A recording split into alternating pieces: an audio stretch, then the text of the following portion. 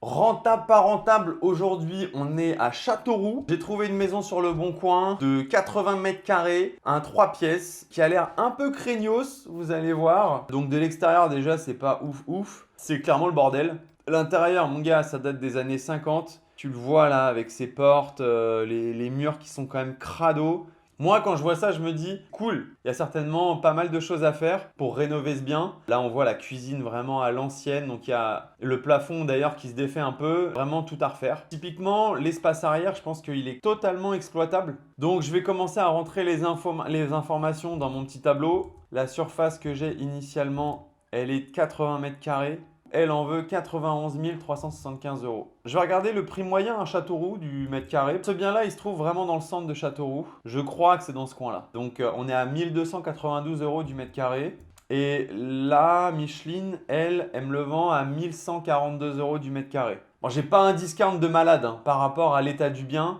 Certainement que je vais pouvoir le discounter à mort. Je peux mettre genre 20%. Ça fait 20 000 euros en moins. Pourquoi je me permets de faire ça? Parce que dans l'état, personne ne le veut. Il n'y a personne qui va aller dans une agence immobilière, qui va voir ce truc et va se projeter et va se dire oui, c'est bon pour moi. Je vais mettre un peu plus, je vais mettre 25%. Et du coup, là, j'ai un prix négocié du mètre carré à 860 euros. Encore une fois, hein, peut-être que ça passera pas. Et vu l'état du bien, moi, ça me pose aucun problème parce que je pense qu'il y aura très très peu de demandes pour ce type de bien. En termes de travaux, c'est là que c'est assez intéressant. Il y a une petite particularité pour ce bien. Il est à peu près sur un étage et demi. Il est plus bas. Et il y a une règle, on a le droit, normalement, naturellement, il faut demander les autorisations à la ville, etc., de surélever un bâtiment pour le ramener à la hauteur des autres bâtiments qui l'entourent. Donc là, non seulement on peut réhabiliter l'intérieur, mais on peut aussi rajouter un second étage pour essayer d'augmenter la surface. Pareil sur l'extérieur, on a vu qu'il y avait quand même pas mal de terrain. J'aurais dit au moins 40 mètres carrés de terrain. On peut essayer de le transformer en habitation. Donc là, on est à 80 mètres carrés. D'un 80 mètres carrés, on peut peut-être passer à 180 mètres carrés.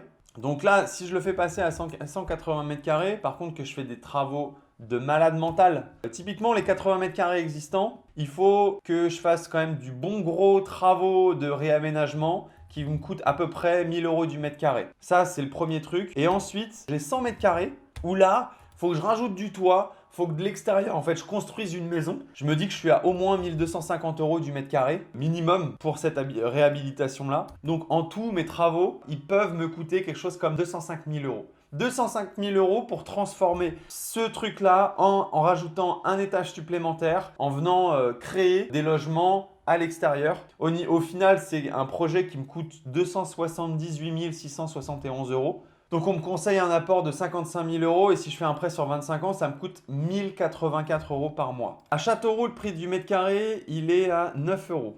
Donc clairement, c'est pas ouf. Disons que je le mets à 10 euros du mètre carré. Mais imaginons que j'ai 4 appartements de 45 mètres carrés.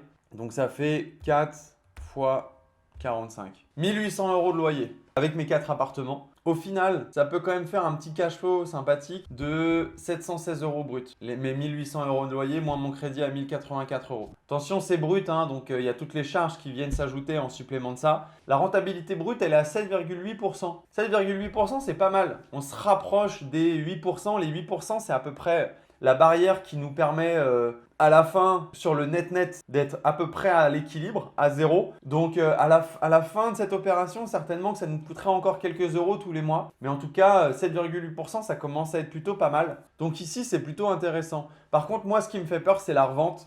Là, avec mes travaux, mon prix du mètre carré, je l'ai monté à 1548 euros. Quand actuellement, le prix du mètre carré, il est à 1296 euros, c'est énorme. Il faudrait que j'arrive à placer tous ces travaux de manière à ce qu'à la fin, j'arrive à peu près à un prix du mètre carré à 1300 euros. Et là, ça pourrait être l'affaire du siècle. Si j'ai des travaux à 150 000 euros, ça me fait un coût total de 223 000 euros. Du coup, un emprunt à 869 euros.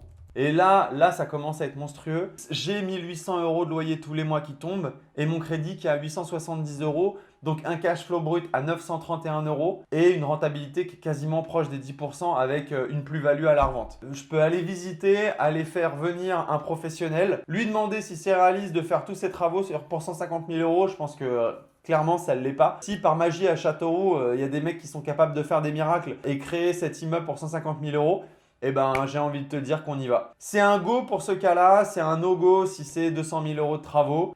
Et vous, n'hésitez pas à marquer en commentaire la stratégie que vous auriez abordée pour essayer de rendre cet immeuble rentable. Pareil, si vous voulez qu'on aille chercher des biens dans votre ville la prochaine fois, marquez votre ville en commentaire. Et d'ici là, je vous dis ciao les amigos.